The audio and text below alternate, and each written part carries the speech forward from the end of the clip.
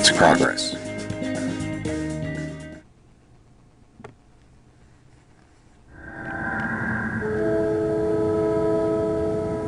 In Pittsburgh, at just about this time, Mike Webster's brain tissue was being examined.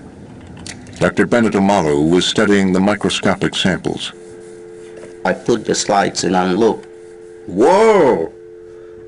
I had to make sure the slides were Mike Webster's slides. I looked again.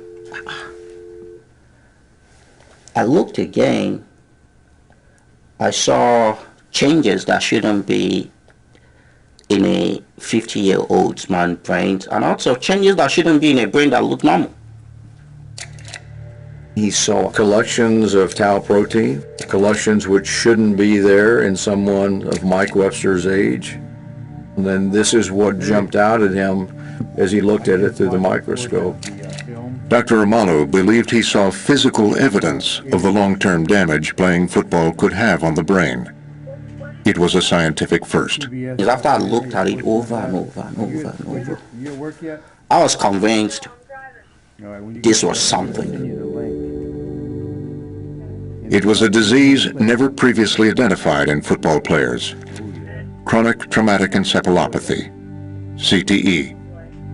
Chronic traumatic encephalopathy is a disease, a progressive neurodegenerative disease, where the end stage leaves tau protein deposition in distinctive areas of the brain, in distinctive locations that separate this disease from any other, like Alzheimer's or some other dementia.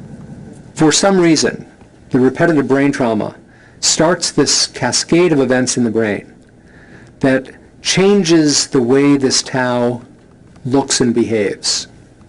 It goes awry, and it starts destroying the integrity of the brain cells.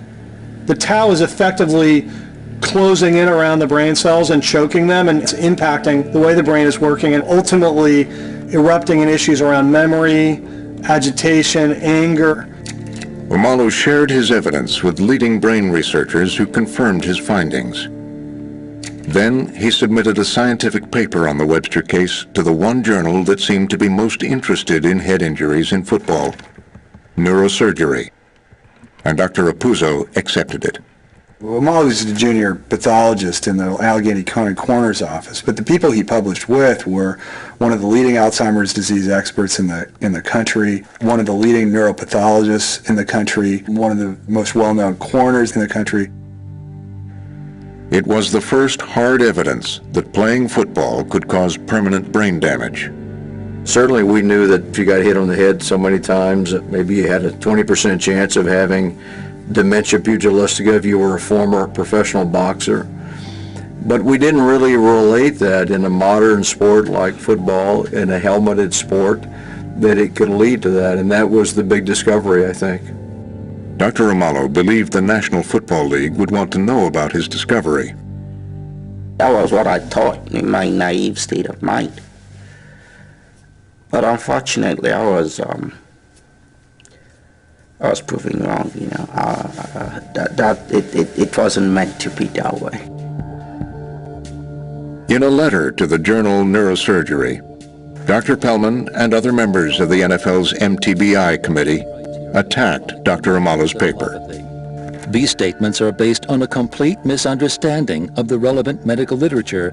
They even questioned whether Mike Webster was suffering from neurological problems. There is inadequate clinical evidence that the subject had a chronic neurological condition. The league officials, the doctors and scientists serving on the MTBI committee, not only disputed those findings, they went after Dr. Omalu with a vengeance. They publicly said he should retract his findings.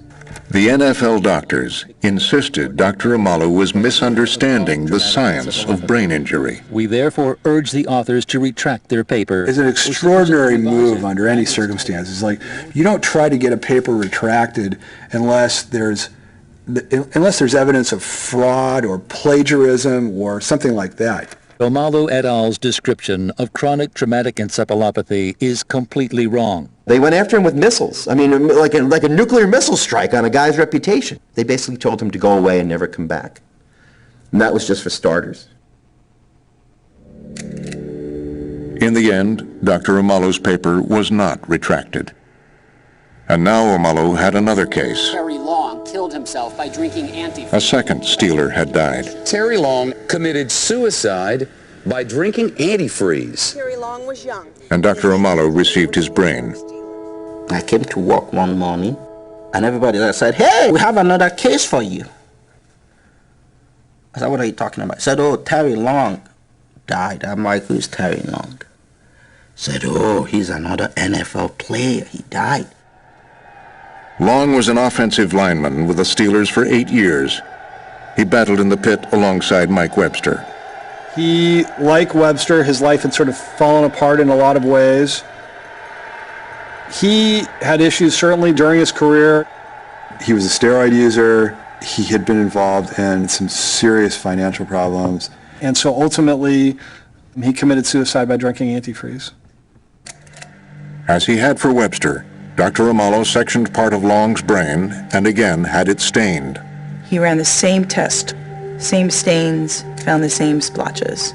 CTE in this brain too. Now, 2 former Steelers who had gone crazy about the same time. When I saw Terry Long's case, I became more convinced that this was not just an anomaly, a statistical anomaly. Omalo submitted another paper to neurosurgery, this one about Terry Long. That caused the MTBI committee to say this is preposterous. This is not good science. This is still not something that we're buying into. If you read Pelman made statements like, "What I practice is not medicine, it's not science." They insinuated I was not practicing medicine, I was practicing voodoo. Voodoo. The NFL would not publicly sit down with Dr. Omalo, but one night, in a private meeting, he brought his CTE slides and finally met face-to-face with one of the NFL's doctors. And the NFL doctor at some point said to me, "Bennett, do you know the implications of what you're doing?" I looked, he was on my left. I said, "Yeah, I think I do." He said, "No, you don't." So we continued talking. At some point, he interrupted me again. "Bennett, do you think you know the implications of what you're doing?" I said, I think I do. I don't know." He said, "No, you don't." So we continued talking again. Then the third time he interrupted me, and I turned to him and said, "Okay, why don't you tell me what the implications are?" He said, "Okay, I'll tell you." He said, if 10% of mothers in this country